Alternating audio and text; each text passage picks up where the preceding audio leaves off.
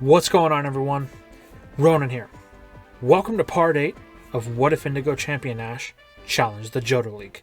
Now, I want you guys to pay very close attention to this one, because some of the plot points are going to start unfolding for the main event of this What If. So, without further ado, I hope you enjoy. Today, we're sailing along with Team Gary. They're on the boat heading towards Silver Island, the first stop they have in their island hopping adventure to Cianwood City. Ethan is in the galley, stuffing his face, while Gary and Marina are on the upper deck, enjoying the sunny day on the water. "Hey Gary," Marina asks, out of nowhere, as things have been pretty quiet during the boat ride. Gary, who's playing with Houndour, looks to her. "What's up, Marina?" he questions. "Well, I've been meaning to ask something for a while now, but I don't know how to say it." "Well, sometimes the best way is just to say what's on your mind. That's something I learned from an old friend of mine," as Gary briefly thinks about Ash. "Well, you see, I've noticed that since the incident in Greenfield with Team Rocket, you've been a little uneasy. Like you're consistently thinking, almost distracted. The only time I've actually seen you focused is when you saved Houndour or during the gym battle. Yeah, it's definitely something I've been worried about. But hey, I thought you had a question," Gary rebuttals. "I was getting to it," Marina snaps, causing Gary and Houndour to flinch. Then, in a serious tone of her own, Marina asks Gary if he really thinks that Team Rocket is really as dangerous as he describes them to be. Gary looks Marina dead in the eyes, with a look that carries the weight of the world behind it, and mutters the words, "No, I think they're much worse." "Really?" Marina questions. "Why?" "Listen, Marina, that Pokemon, the one that I said was evil, once you experience something like that, the feeling of true fear and helplessness, it's something you never want to feel again. If they have that kind of power at their fingertips, and the power to shape reality any way they want, then I can't think of a situation more helpless or fearful than that." "I guess you're right," Marina says. "I never thought of it like that. It's not something I want to think about either, but it's a thought that's never far from my mind. Battles and caring for Pokemon only provide a temporary distraction from my thoughts." "Well, what do you intend to do to stop it?" Marina asks. "That's something I've been thinking about quite often," Gary replies, "and it's very simple. If given the opportunity, I will use every resource I have to end Team Rocket in any operation that I can. But until then, I have to continue to get stronger, because I know one day I'm going to meet that evil again," as Gary looks off into the distance. Some time passes, and it's now sunset. Unfortunately, due to Team Gary taking a smaller vessel, that means it's also much slower. So the time it takes the little dinghy to cross the massive ocean is mind-numbing. But things won't remain dull for long, as at the edge of the sunset, clouds are rolling in, and the water is becoming dangerous. Below deck, Ethan is now in a food coma due to the extensive amount of eating he undertook earlier in the day, while Marina and Gary are beginning to wind down. They are due to arrive on Silver Rock Isle in the next few hours, but it will be nightfall. Gary suggests that they try to get some sleep, as they don't know when the next chance they'll have to do so again once they reach land. From the info they have gathered from the captain, Silver Rock Isle is the most rural of all of the islands, very sparsely populated. There is only one Pokemon Center on the whole island, and it just so happens to be on the opposite side that they are arriving on. Gary proceeds to lay down with Houndour shutting his eyes, and Marina does the same, but the moment her eyelids shut, she can hear a faint sound deep in her mind. What follows are visions of a Pokemon Marina has never seen before. Flashes of it and what looks like humans. This Pokemon appears to be in distress. Panic starts to envelop Marina. Her heart is racing. The Pokemon, it's in pain. The humans are hurting it, but she can't stand by. No, she won't stand by. Marina readies a Pokeball, preparing to enter the fray, but she is jolted to the side. What was that? A new feeling comes over Marina. Feelings of fear and rage. Something is coming. Marina, looking at the Pokemon, knows this is her chance. She needs to free it. Making her move, she runs toward it. The Pokemon cries, longing for its freedom. Marina is inching closer and closer. She's almost there. Then, a shockwave echoes throughout the room, followed by a rush of water. Marina looks to the water as it rushes in. What she sees is something that paralyzes her in fear. Glowing blue eyes in the depth. Marina shuts her eyes, only to be met with another shockwave that hits her with an intensity that shakes her to her core, forcing her eyes open. Her vision is blurry. She can hear a voice calling to her, but she's unsure from where. The voice steadily grows louder. "Marina, Marina, Marina." Then, she juts up in the bed that she fell asleep at. Both Gary and Ethan are there. "Wait, what? What was that?" she questions. "Marina, you were having a nightmare," Ethan says. "What? But it was so real. It felt like I was right there." "Well, you weren't," Ethan replies. "You never left." Marina looks around. "I guess you're right." "Well, we have to get going," Gary says. "We've reached land." Shocked, Marina rushes to gather her items, as the captain is now slightly agitated at the group taking their time. Once off the boat, what Team Gary sees is a sight they haven't seen in a while. The starry night sky caresses the edge of land and sea, causing a reflection of the water that is rarely seen. Unfortunately, the clouds have made it to the land, and and the winds are beginning to kick up. The group needs to find shelter for the night, lest they risk exposure to the elements. Team Gary then sets off, but as Marina takes her first steps, something calls to her. Marina looks around. Was it just a dream, she wonders, as she continues her steps in the direction of Gary and Ethan. The trio walks for what seems like forever, Ethan complaining every step of the way. They are looking for cover, but the only town in the island is Casado Town, but it's not exactly on the coast. Luckily, our heroes manage to find a cave at the entrance of a canyon that leads to their destination. By this time, though, the weather has become unforgiving. Winds, uprooting trees, and rolling boulders throughout the canyon. Gary tells his friends that it's too dangerous for them to make their way through tonight. They need to hunker down and wait till daybreak. Luckily, there are no objections to this idea, so the group settles in. Gary asks Houndour if it would light a fire for the team, and the pup happily accepts this task that is laid upon it. Sparking a flame in a pile of wood, Ethan gathered from all around the still dry cave. Hey you guys, does something seem off about this place to you? Marina asks. Both shrug, clueless to the reasoning of this odd question. Marina begins to tell them of her dream, but is stopped when a flash of lightning and a loud thunderclap streaks across the sky, almost as if nature is telling her not to say anything. When Gary and Ethan inquire about what she is going to tell them, she decides to keep it to herself, thinking that her imagination is just overreacting to the stimulation of the current events. Marina decides to lay back down for some rest, hoping this feeling of unease will pass. As she fades into her dreams, Marina hears Gary and Ethan's voice trail off into nothingness. Then, wait, I've been here before. This place. Then a cycle of events play out in front of Marina, as they did in her earlier dream, but with one key difference. This time, she is merely a spectator. As she watches on, she notices that this time, Gary and Ethan are both there, as well as two trainers she doesn't know. Then a shockwave echoes once again throughout this place they are in. Water begins to flood the surrounding area, and once more, Marina sees two glowing eyes as a cry pierces her mental scape. Marina, holding her ears, looking around, it seems she's the only one who's affected by it. As a matter of fact, no one else even notices. Then it happens again.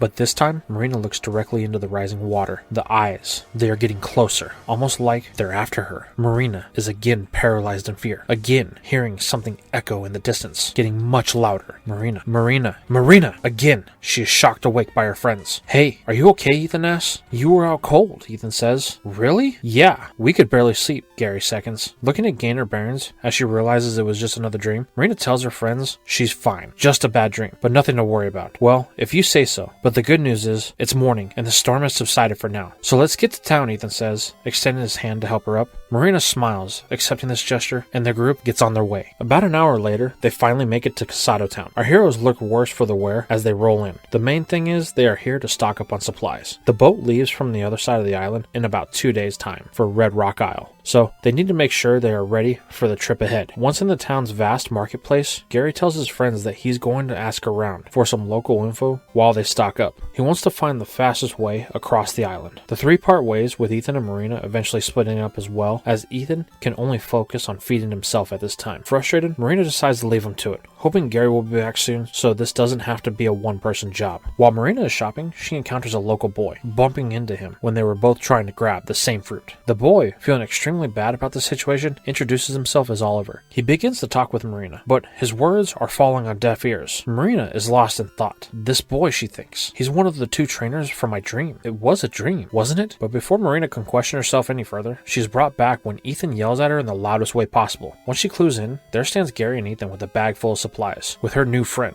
Marina, who is this? Gary asks. I don't know, she replies. Now, fully embarrassed, Oliver once again introduces himself. Marina then remembers knocking into the boy and begins to apologize. Really, Oliver says, I'm the one who must apologize. It was my fault. Now, both unable to agree on whose fault it was, Oliver then invites them out to lunch. It's the least he can do to welcome them to the island. This offer has Ethan's attention, claiming he's hungry. Marina, now back to normal, yells at him. He should already be full, after leaving her to do all of the work alone. The two break out in an argument, with Oliver wondering if it was a mistake to even make the offer. But the two are quickly quieted when Gary tells them that they have a problem. The boat that would take them to Red Rock Isle has been shut down due to the whirlpools that have been cropping up on the southern side of the island. The same side the boat launches from. Well, that's dumb, Ethan says. Why don't they just move the port? It's not that simple, Oliver chimes in. The whirlpools have been showing up randomly. There's no way of knowing where or when they will appear. That's why they shut it down. The mayor of Casado Town deemed it too dangerous until the Silver Wing is returned. Silver Wing? What's that? Marina asks. Well, Oliver says, it's a local legend. The Silver Wing is said to control the power of the whirlpools, not just on Silver Rock Isle, but throughout the Whirl Islands. Sounds like a stupid legend to me, Ethan says. Marina knocks him in the head for disrespecting the local custom. But Silver interrupts. I thought so too, until the Silver Wing in the shrine on the south side of the island went missing. What?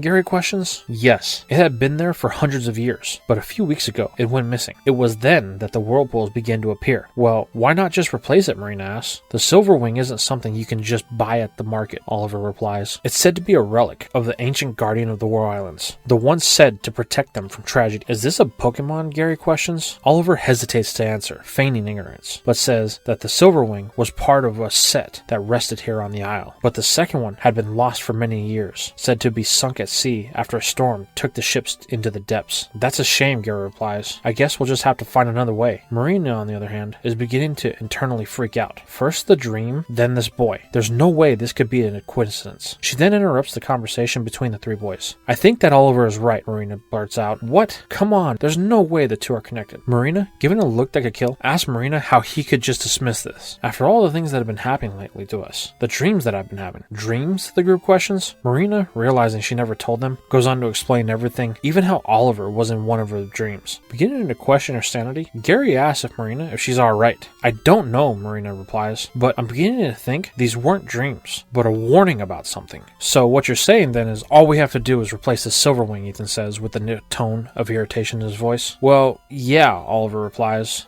but we don't have one. Well, do you know where to get one? Ethan asks, shocking Oliver. Well, there is a local legend, but what? Gary asks. Well, you see, a trainer came through here a couple of weeks ago who tried what you were asking about. Let me guess. He failed, Ethan questions. No, Oliver replies. He never came back. A look of concern befalls the group. Well, do you know where he went? I do. It's a place called Ogi Isle. Wait, so it's on another island? How are we supposed to get there? Ethan asks, in frustration. Well, you could take the way the trainer did, Oliver says. And what way was that? Gary asks. There's an underwater tunnel that connects Ogi Isle with Silver Rock Isle, but it's been closed for years due to random bouts of flooding. It's very dangerous. That's never stopped us, right, Gary? Ethan says, looking at his mentor. However, Gary isn't so sure. A look of concern has befallen his face. This doesn't sound like a good idea, he says. That trainer could have been trapped down there by a flood. It would be reckless if we rushed in. I think we should go, Marina says. Ethan looks on, wondering what's gotten into her. We have plenty of water Pokemon, she says. If we get caught in the flood, we can just use them to help us escape. We could, Gary says, but I still don't know. Come on, Gary. At very least, we need to find the trainer that didn't return. It's only right. Well, when you put it like that, I don't think we really have a choice, Gary says. Yes, Ethan yells. Let's do this. Oliver, can you take us to the cave? Oliver, however, is hesitant. He doesn't like this plan. They could find it. But his thoughts are interrupted by Marina. Can you hear that? The group questions what she's talking about. They don't hear anything, looking at her like she's crazy again. But she knows she's not. Something is calling for her.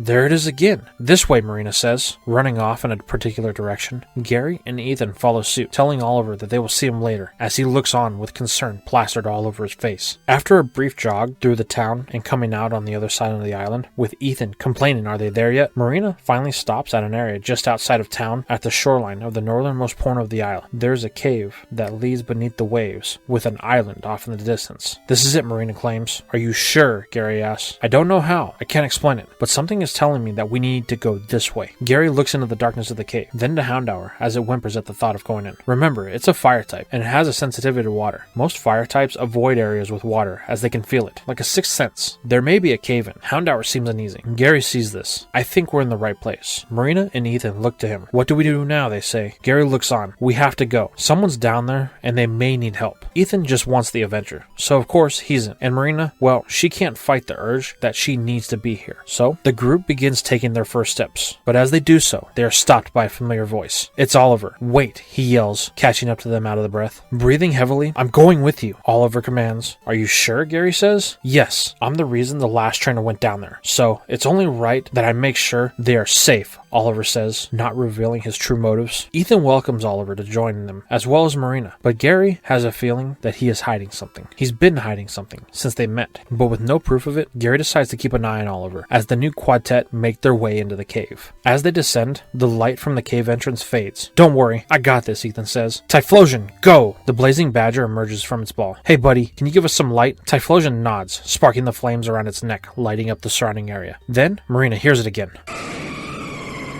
"We're close," she mutters, walking forward. Her friends follow as Typhlosion jumps in front to light the way. Eventually, they come to what they fear, a wall of rock that blocks the way to Ogi Isle. "Darn," Oliver says. "It's blocked." "Yeah, it seems we have a problem. There could be water on the other side of that wall," Gary says. "Well, there's only one way to find out." "Typhlosion, use flame wheel," Ethan orders. "Wait." "No," Oliver and Gary say, but it's too late. Typhlosion hits the wall as hard as it can, breaking through with minimal resistance. To the luck and surprise of everyone around, the wall of rock is just that. There's no water on the other side. "That's odd," Oliver says. "Why would there be a cave-in if there's no water?" "That's because it's not a cave-in," Gary says. "Someone put these here. Probably to prevent people from going to Ogi Isle." "But why?" Ethan questions. "I don't know. But whoever it is, I'm sure that the trainer that came through here wasn't very welcome." Oliver looks on, with his mind racing. One question after another. Did they find it? Are we too late? What happened to "Hey Oliver, are you coming?" "Oh, yeah, wait for me," as he runs to catch up with the rest of the group. After a while of walking, they come to a fork in the tunnel. "Which way do we go?" Ethan asks Oliver. He points to the left. "That way will take us to Ogi Isle." But Marina chimes in. "I think we should go that way. I can't explain it, but there's something telling me to go this way." Oliver begins to get nervous, attempting to convince the group that the left tunnel is the best option. But Gary tells them that they should listen to Marina. She was right on leading us the way we needed to get here. Oliver again tries to convince them that the best way is left, as the right tunnel only leads to a dead end. But he is overruled, with Ethan and Typhlosion leading the way down the right tunnel. Oliver reluctantly follows, thinking to himself, he has to do something or they will discover it, as he's still not sure that this group can be trusted. After a while, the group reaches the end of the tunnel. Oliver was right. "It's a dead end," Ethan says. "Well, I guess we should have listened to you, Oliver." "I'm sorry," Gary follows, "but I don't understand. I know there was something calling to me," Marina thinks as she walks to the wall of the dead end. Oliver watches as the others are trying to apologize to him, but all he can do is focus on Marina as she attempts to touch the wall. "No," he yells, but it's too late. Marina's gone. She faded through the wall. "Wait, what was?" Seeing the reaction from Oliver, Ethan begins to change his demeanor, demanding to know what happened to his friend. "Well, you see, it's not..." But before he can complete the sentence, Typhlosion begins to hiss and growl at Oliver. "You see that? Typhlosion doesn't take too kindly to people who hurt our friends. Now, I'm only going to say this once more. Where's Marina?" Gary attempts to step in, but before he can do so, they hear Marina's voice. "You guys, I'm fine," as she pokes her head back to the wall. "You gotta come see this." Stunned, they follow suit, walking through this wall of illusion. "What is this place?" "It's like a paradise that's hidden from the world," Gary says. Then they hear it. Then eyes from beneath a small pool of water begin to glow. Oliver pushes past them. "Silver, is that you?" Just then, a Pokemon that none of Team Gary have ever seen before emerges. "That's it. That's what I've been hearing," Marina says. "What is that?" Ethan questions, pulling out his Pokedex. The Dex informs the group that this Pokemon is known as Lugia, a psychic flying type.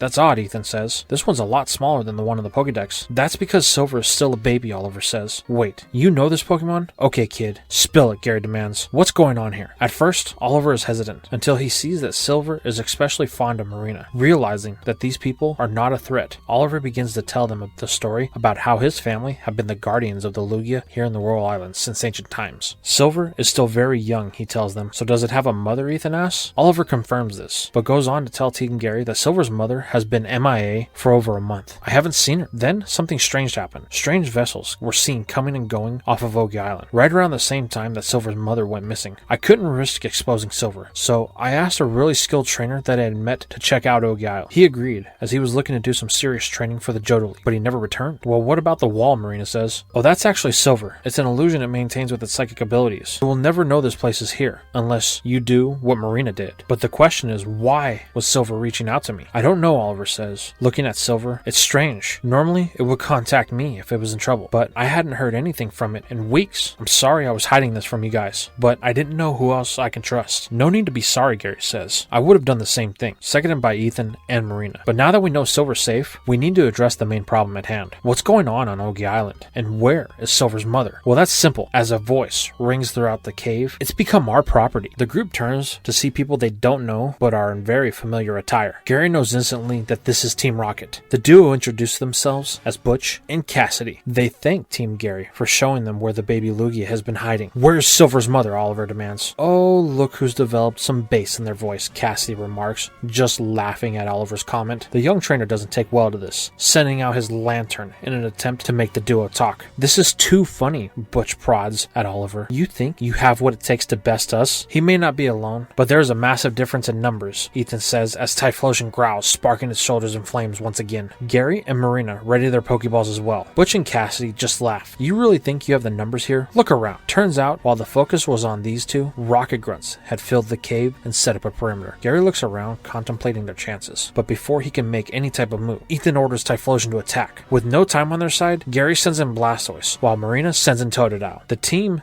does their best to fend off Team Rocket and gives Silver time to escape. But in the end, the sheer numbers of rocket grunts overpower the group, capturing everyone in the process, including Silver. Cassidy orders the grunts to sweep the area to make sure that they leave no one behind. The grunts do so, confirming they have captured everyone. As Team Rocket leaves to head back to their base off the coast of Ogi Isle, the incompetence of the rocket grunts shows as they missed one key member of Team Gary that hid at the order of Gary in the beginning of the scuffle, Houndour. After some time of being blindfolded, Team Gary is led into an underwater base of Team Rocket. Butch and Cassidy barking orders at the grunts, telling them to lock up Team Gary right away, as they have the one thing that could stop them under their control, referring to Silver. Gary, however, isn't wasting this chance at a free tour of their base, taking in any details he can about it. On the other hand, Marina is steadily reliving the dream that she was having, with the worst case of deja vu. And if this is her dream come to life, then she knows that the ending is not one that is favorable. As Team Gary move down the corridors to their final destination, they are stopped by an odd-looking man who is referred to as Dr. Namba. He immediately recognizes who Gary is, ordering him to be brought to the doctor. Ethan and Marina watch as they are led away from their friend. Namba wasted no time introducing himself, telling Gary that he knows his grandfather. They were colleagues at one point, but Oak thought Namba's views and studies were too extreme, so they had a falling out. Well, what does this have to do with me? Gary asks, attempting to keep Namba talking as he is having flashes of his last experience with Team Rocket. I'm glad you asked, my boy. Your grandfather once said I would never succeed in my research, that no one would ever find it interesting. Oh yeah? And what does that happen to be? Gary inquires. Oh, I'm glad you asked, as he leads Gary to a window that peers out in the underwater sea. Gary looks into the deep blue, noticing movement off into the faint distance. What is that? He questions. Oh, that is my greatest triumph, the pinnacle of my research. As Namba finishes that sentence, Silver begins to cry uncontrollably. It is clearly in distress, but it is out of fear, Gary wonders, as the figure swims faster toward the window they look from. As this figure steadily comes into view, its shape looks similar. Is that a Lugia? Yes, Namba finishes the sentence. That's why Silver's losing his mind right now, Gary mutters to himself as Namba yells for the grunts to silence that excessive noise. With the pieces of the puzzle now falling into place, Gary feels anger as he questions Namba on his plans. Over with Oliver, Marina, and Ethan, they have finally arrived to where the grunts intended to keep them, the brig of the base. Before the three trainers are led into their prison, the grunts relieve them of their Pokeballs to prevent any funny business. Now, with their one trump card out of the way, the group is pushed into the cell, whose only window is on the door. It is a cold room made of steel, but the group is not alone. There is another person in here. Richie, Oliver yells. I was worried about you. Yeah, after I went through the tunnel, I was captured by Team Rocket. They threw me in here, and that was that. I was beginning to think that I was never going to get out of here, but at least I have some company now, the young trainer quips. Oh, Richie, by the way, this is Marina and Ethan.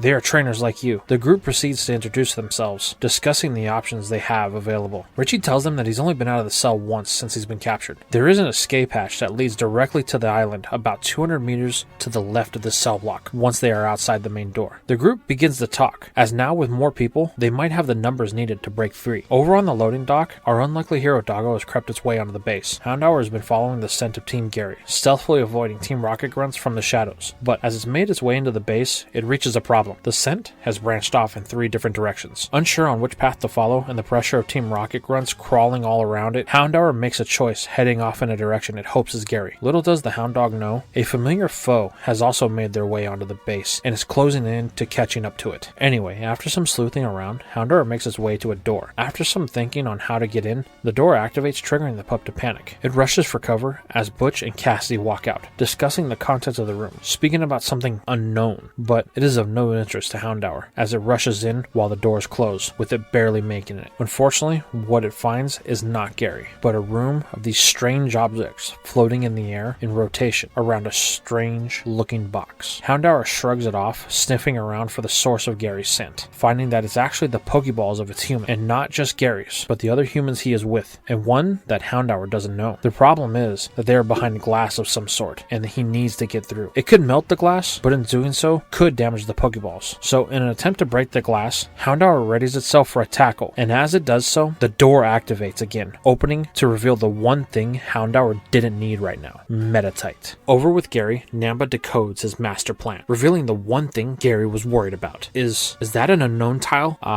Yes, I heard that you were present for the events in Greenfield. Yes, it is, Namba says. These little Pokemon are very fascinating. The ability to warp reality as I see fit, or, for the truly genius, control the mind of a legendary such as Lugia. Gary, now angered by this revelation, grits his teeth, catching Namba's attention. Oh, did I strike a nerve? Well, no matter. You won't be around long enough for it to make a difference anyway.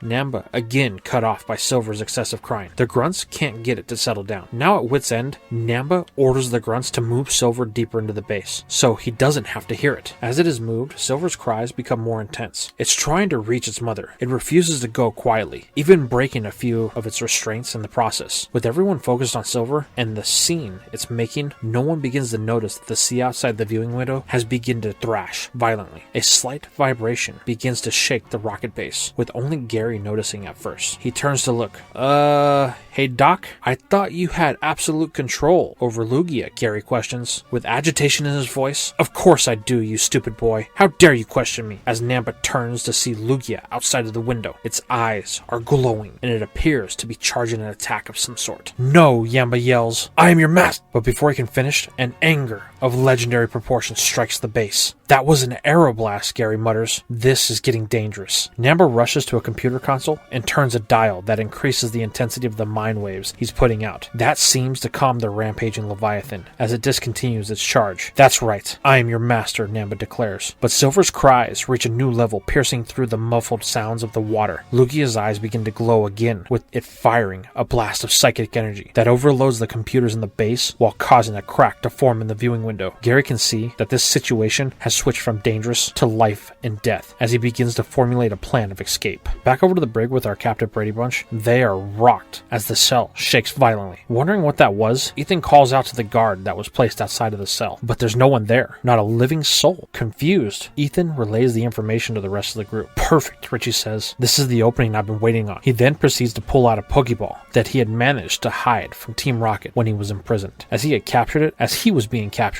So it wasn't on his belt when they took his other Pokeballs. Knowing their time could be short, Richie throws the ball, declaring, I choose you! Back in the lab with Houndour and Metatite, the two Pokemon are engaged in a battle. Metatite is the aggressor in the situation, firing punches and kicks while Houndour does what it can to dodge the attacks. Metatite is beginning to frustrate under this and it's becoming sloppy. As a result, it ends up hitting a control console in the room, sending the oddly shaped Pokemon into a frenzy in their containment field. They begin to react, glowing with a psychic aura. Both of the Mons looking on, knowing that what is about to happen can't be good for either one of them. Just as they begin to charge an attack, Butch and Cassidy re-enter the room. The base has been compromised, and they are here to retrieve the unknown at the orders of Namba. But when they find Houndour and Metatite, they are forced to act quickly, flooding the unknown's chamber with electricity. This forces them to retreat back into their tablets. Hastily, the Rocket duo gather the tablets and depart from the room, almost ignoring the Pokemon that clearly shouldn't have been there in the process. Now that the human distraction is out of the way, Metatite resumes its assault, Houndour dodging in any way that it can. This continues on until Houndour decides tries to use Meditite's strength against it, positioning itself in front of the case that holds the Pokeballs. With the punch of pure frustration, Meditite hits the case, shattering the glass, as all of the balls fall to the floor, causing some of them to open.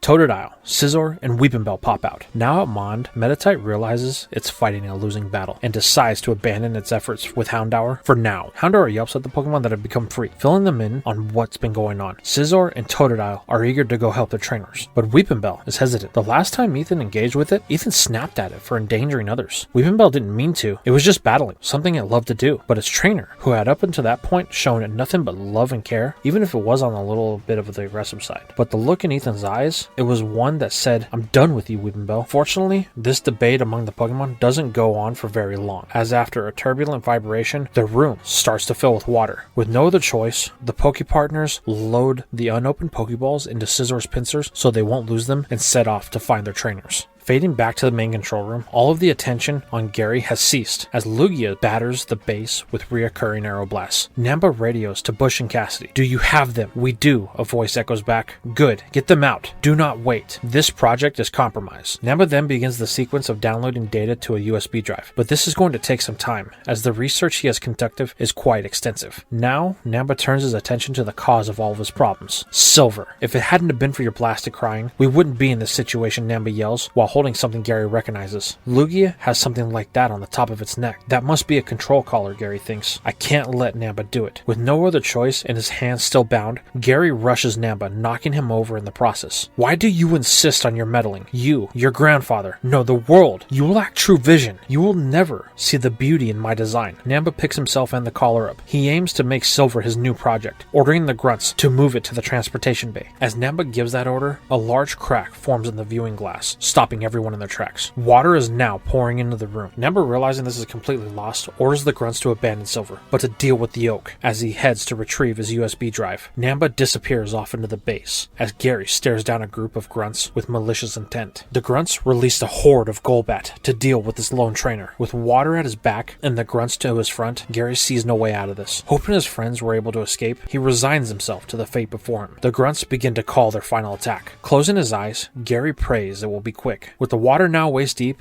Gary waits and waits and waits, but nothing. Opening his eyes, the grunts and the Golbat have all disbanded, but there stands Scizor, Totodile, Weepinbell, and Houndour. "You guys, how did you—" "Never mind, that's not important. Scizor, cut me loose." The Metal Mantis does so, depositing the Pokeballs in Gary's hands in the process. Assessing the situation, Gary notices something. Silver is missing. The water has risen above the point to where it was being held. Gary knows that he has to do something. Releasing Blastoise, Gary tells it and Totodile to dive into the water and locate Silver, while he locates the others. The two mods nod as they dive under. Gary then leads the other into the base, calling the names of his friends. From behind a metal door, he can hear a loud banging, and it's getting louder. Thinking this could be them, Gary orders Scizor to use a metal claw on the door. At the same time, on the other side of the door, Gary's friends and the Pokemon Richie was hiding, one known as Bronzor, are preparing for a final attack on the door. Both Pokemon land their attacks simultaneously, breaking through the steel barrier. Gary is met with the odd-shaped Pokemon and his friends, as well as someone he thinks he knows, but they don't have time for that now. They need to go. The water is getting dangerously high. Gary then proceeds to return the Pokeball to all their rightful owners. At this point, Marina begins to question Gary on the status of Silver. Everything that's happening is exactly like in her dream, telling her they need to get out of here and he'll explain on the way. Marina agrees as the group make their way out of the flooded base. Team Gary +2 make it out safe enough and on to Ogi Isle, but there is a brutal storm raging as Lugia thrashes about in the surrounding sea. "This isn't good," Marina says. "We need to help it." "Yeah, but how?" Ethan and Richie question. "We need Silver," Oliver states. "It's the only thing that may be able to reach Lugia." "Then we need to wait on Blastoise and Totodile," Gary says, as a loud explosion rocks the underwater base. This brings Lugia's attention to the group of humans standing on the beach. Not knowing that these humans are allies, as it is in a blind rage, Lugia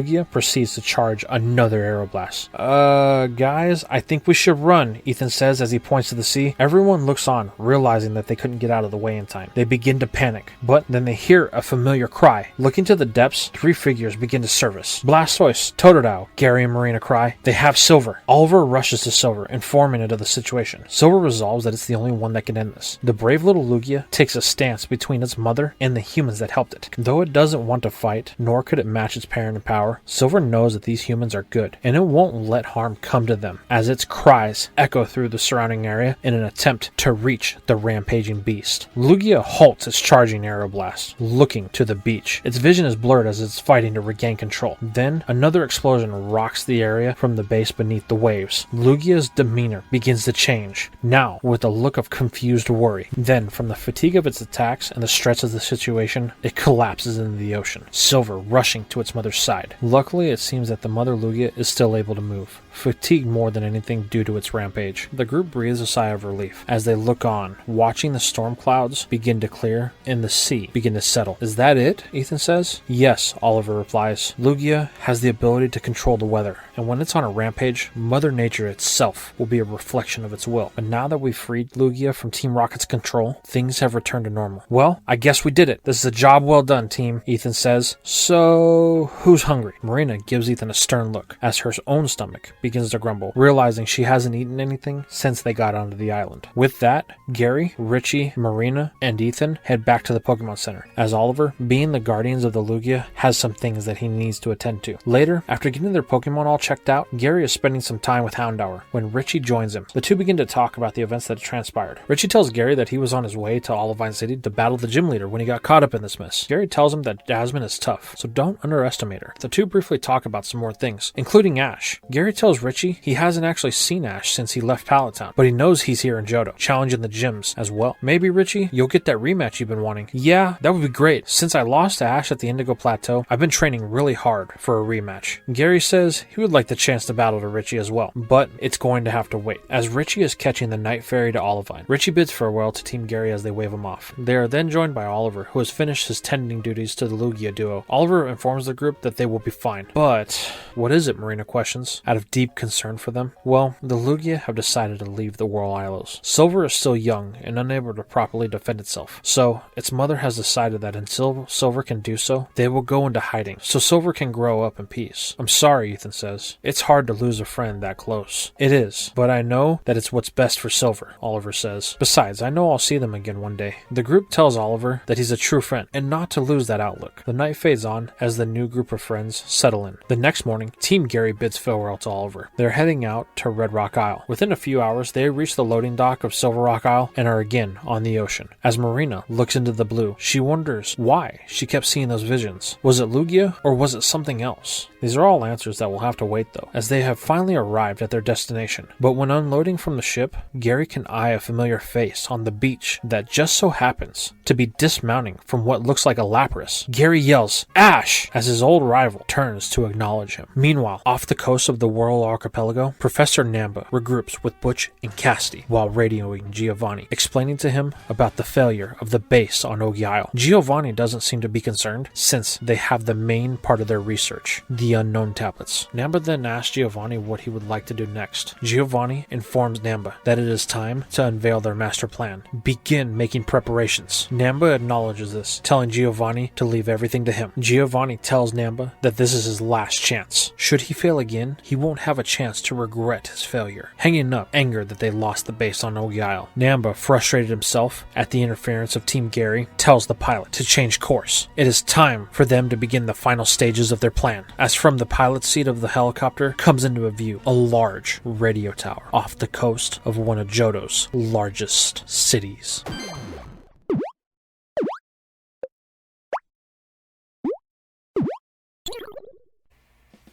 And that's all we have for What If Indigo Champion Ash challenged the Johto League Part 8. How'd you guys feel about this one? How do you feel about Team Rocket's involvement with Lugia and me changing it to where Gary and the rest of his team was the one who handled that event? How do you feel about the introduction of Richie and the revelation that he's challenging the Johto League as well? What do you think Team Rocket's up to heading to Goldenrod City? And do you think Team Gary is going to challenge Team Ash in the World Cup? Let me know in the comments down below.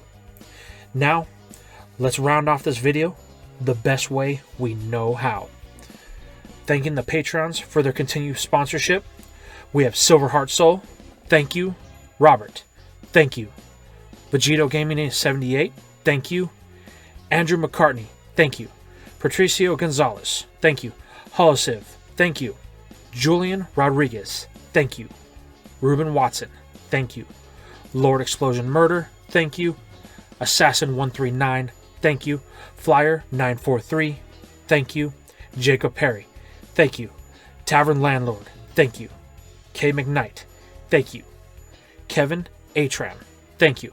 Maker YAG, thank you. Luke Franciscos, thank you. Dylan Silva, thank you. Fox King, thank you. And Dalion Poteet, thank you very much for your guys' continued support. And I will see you in the next video.